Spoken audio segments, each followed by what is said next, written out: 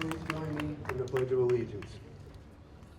I pledge allegiance to the flag of the United States of America and to the republic for which it stands, one nation, under God, indivisible, with liberty and justice for all. I would like to now invite our chaplain, Joe DeGray, to offer the invocation.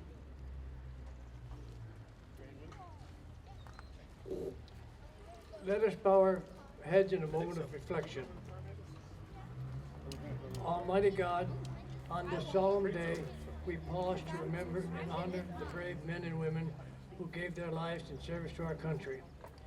In the quiet moment of this gathering, we reflect on their courage, their dedication, and the high cost of freedom we enjoy. We give thanks for their sacrifice and for the strength of their families, who have borne the weight of loss of grace and dignity. May their path be met with comfort and their pride by everlasting.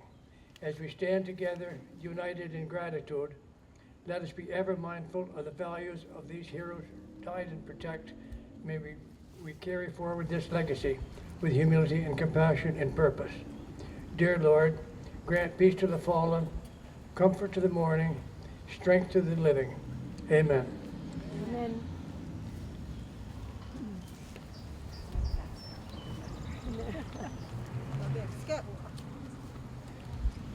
We now invite the Honor Guard to present and place a ceremonial wreath in remembrance of those who have fallen.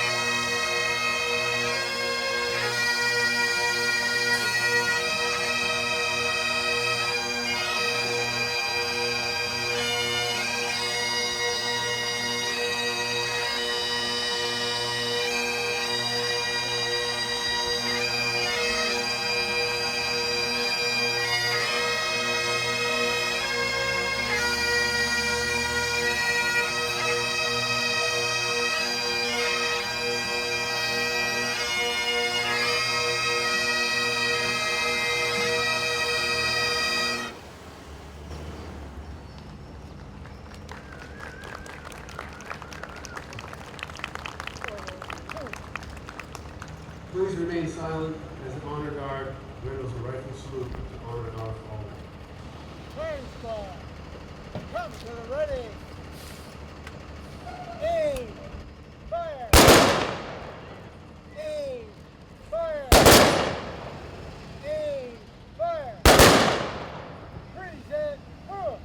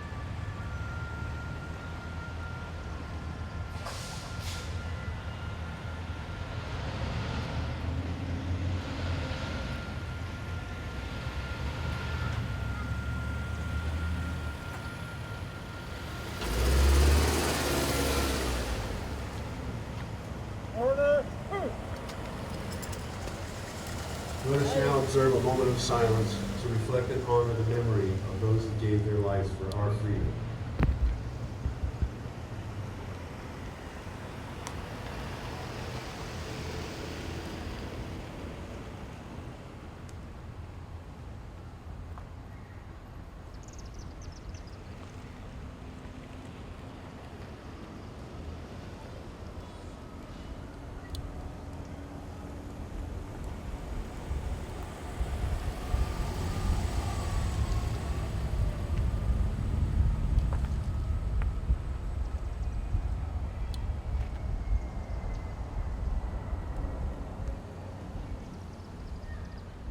Thank you.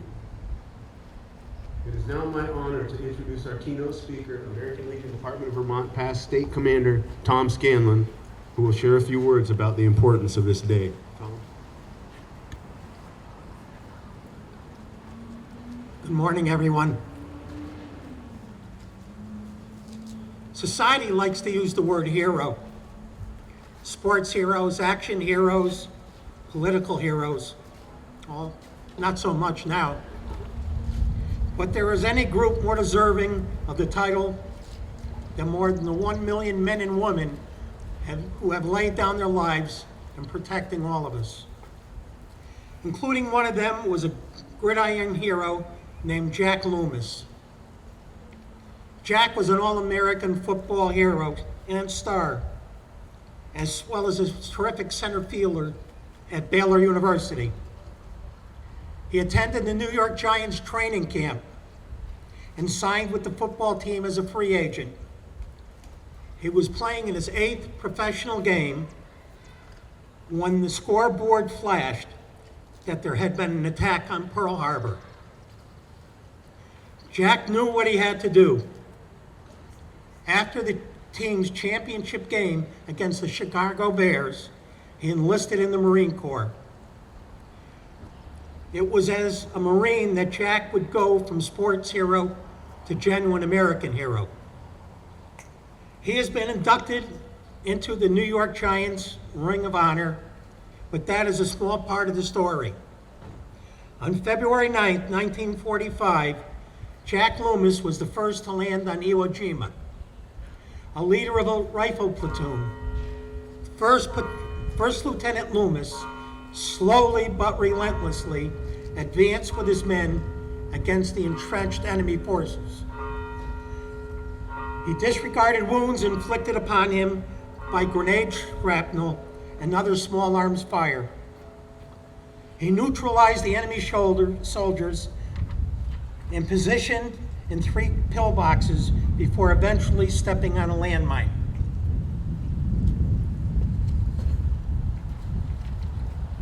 Jack attempted to stand, even though his legs and lower torso were badly mangled. Rushed to surgeons who attempted to save his life. Lieutenant Loomis said, quote, "Well, Doc, the New York Giants lost a mighty good end today," unquote. He died March 8, 1945. And America lost a mighty good hero. For his actions at Iwo Jima 80 years ago, Jack Loomis was posthumously awarded the Medal of Honor. Lieutenant Loomis was one of the most famous heroes of one of the history's most famous battles, but there are so many others we can also remember. People who died while fulfilling their military missions. Navy Lieutenant Commander Lindsay Evans and Lieutenant Serena Wileman conducted multiple combat missions against the Houthi terrorists 2023-2024. The aviators both earned multiple combat medals for their actions in the Middle East.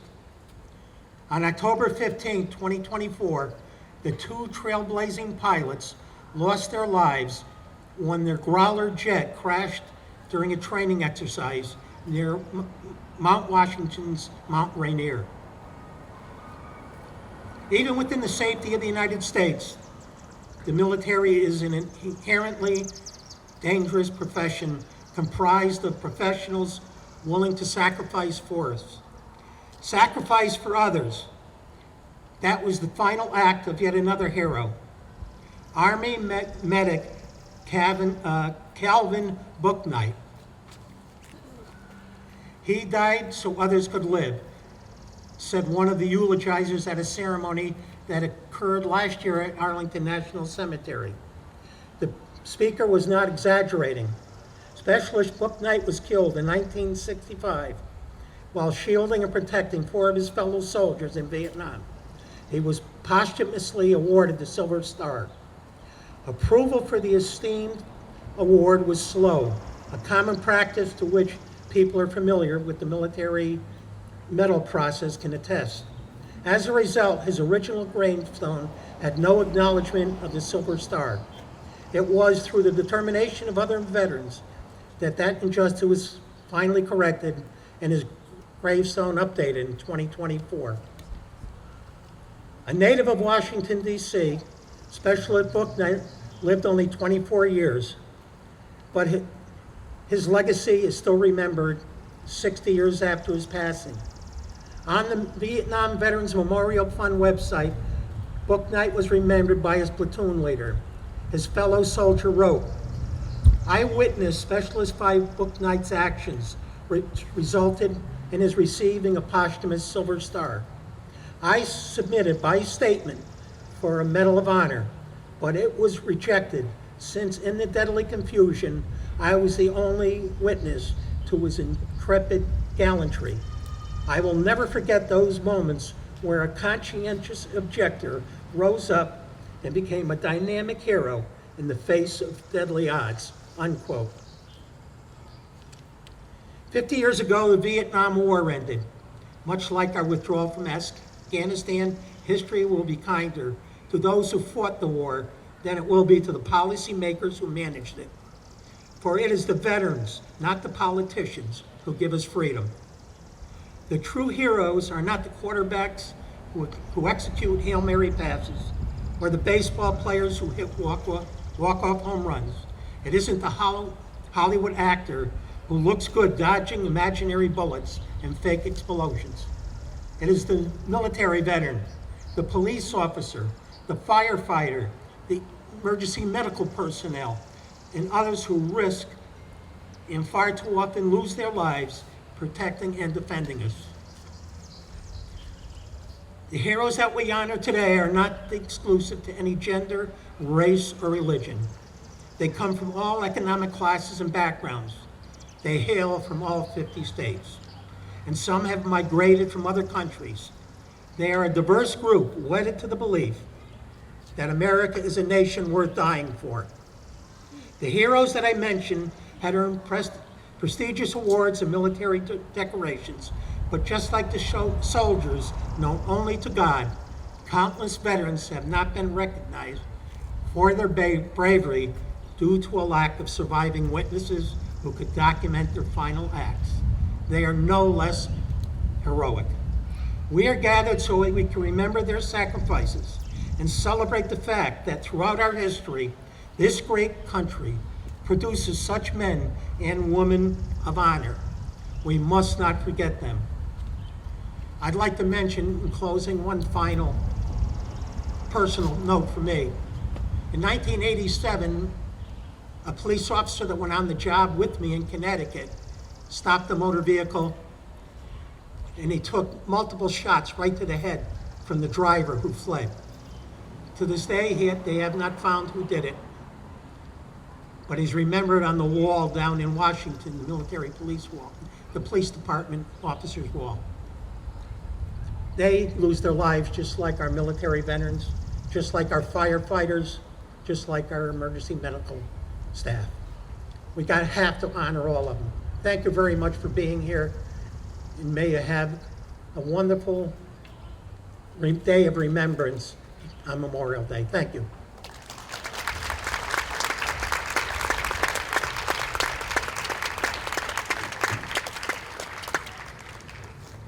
At this time, the honor guard will retire the colors.